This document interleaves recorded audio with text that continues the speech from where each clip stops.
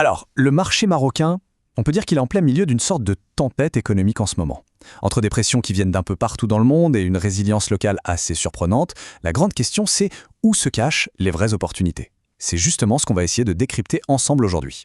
Pour dénicher ces fameuses opportunités, la toute première étape, c'est de comprendre le tableau d'ensemble. Et il faut bien voir que ce tableau, il est largement peint avec les couleurs des pressions mondiales, celles qui influencent les décisions des investisseurs aux quatre coins du globe. Bon, tout ça commence avec une chaîne d'événements à l'échelle mondiale. Prenez-les un par un, mettez-les bout à bout et vous obtenez un climat économique particulièrement tendu. Regardez bien ce chiffre, 3,3%. Ça, c'est le taux d'inflation annuel aux États-Unis en mars 2026. Ça peut paraître un peu abstrait dit comme ça, mais en réalité, c'est le symptôme d'une pression économique vraiment intense. D'ailleurs, c'est le plus haut niveau qu'on ait vu depuis presque 2 ans. Mais la question c'est comment on en est arrivé là? Parce que, évidemment, ce chiffre n'est pas sorti de nulle part, non. Il est la conséquence directe d'une chaîne d'événements bien précise. Et au tout début de cette chaîne, on trouve quoi? Des tensions géopolitiques. Et les choses sont allées très très vite. En l'espace de quelques mois à peine, on a assisté à une escalade fulgurante. Un conflit qui démarre au Moyen-Orient en février, suivi en mars par le blocage de facto du détroit d'Ormuz par l'Iran, et même si un cessez-le-feu fragile a été trouvé en avril, l'incertitude, elle, est restée. Et ça a créé une véritable onde de choc sur une matière première essentielle.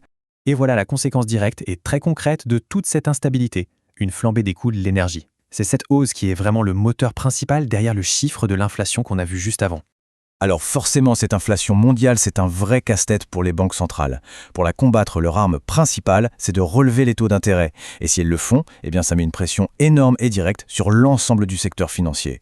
Bon, d'accord, le tableau mondial a l'air assez sombre, un peu orageux, mais, et c'est là que ça devient vraiment intéressant, au Maroc, l'histoire qui se joue est complètement différente. Tenez, plus 5,32%. C'est le gain hebdomadaire de l'indice Mazi à Casablanca. Pour vous donner une idée, c'est tout simplement sa meilleure performance en une seule semaine sur les 23 dernières semaines. Pas mal, non? Et si on creuse un peu, on s'aperçoit que cette hausse, ce n'est pas du tout un coup de chance. Elle est tirée par des secteurs très solides, comme les mines et l'assurance. Et ça, c'est un signal extrêmement fort.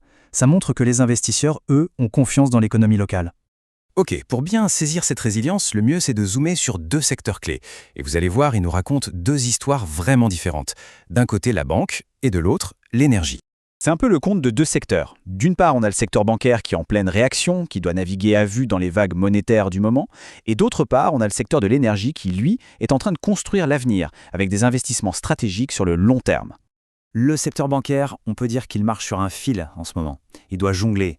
D'un côté, il y a les pressions à court terme, comme les possibles hausses de taux, mais de l'autre, il y a des moteurs de croissance très solides pour le futur, notamment les investissements publics et toute la digitalisation qui aide à contrôler les coûts. Et ce chiffre, 176,61 milliards de dirhams, il nous montre bien l'ampleur du défi immédiat. Il s'agit du déficit de liquidité bancaire. Pour faire simple, c'est la somme que les banques doivent trouver, emprunter chaque jour juste pour fonctionner. C'est une situation déjà tendue et qui s'est en plus aggravée de plus de 16% récemment. C'est énorme. Mais alors, en total contraste, si on regarde du côté de l'immobilier commercial ou de la grande distribution, eh bien là, on ne subit pas du tout les événements. Au contraire, on agit. On s'attaque de front au problème des coûts de l'énergie avec une initiative super ambitieuse dans les énergies vertes. On parle ici d'un grand programme solaire avec un plan en plusieurs étapes pour sécuriser les coûts et réduire l'empreinte carbone. C'est une vraie vision à long terme. Et cette citation de Nawal Ben Ammar, du groupe Label Vie, elle résume parfaitement l'idée. Les entreprises marocaines ne sont pas juste en train d'essayer de survivre à la tempête. Non, elles sont en train de construire des navires plus solides, des entreprises plus résilientes pour l'avenir, en alliant performance économique et impact positif. Ce qui nous amène à la question à $1 million. Pour un investisseur, comment on fait pour naviguer entre ces 2 extrêmes? D'un côté, le risque mondial qui fait peur, et de l'autre, cette résilience locale qui rassure. Comment est-ce qu'on assemble tout ça pour créer une stratégie qui tienne la route? Eh bien, une bonne partie de la réponse se trouve dans ce concept, le point d'entrée stratégique.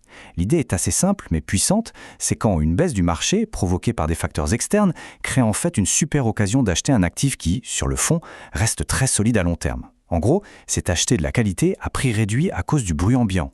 Et regardez, voici un exemple parfait de cette stratégie en action.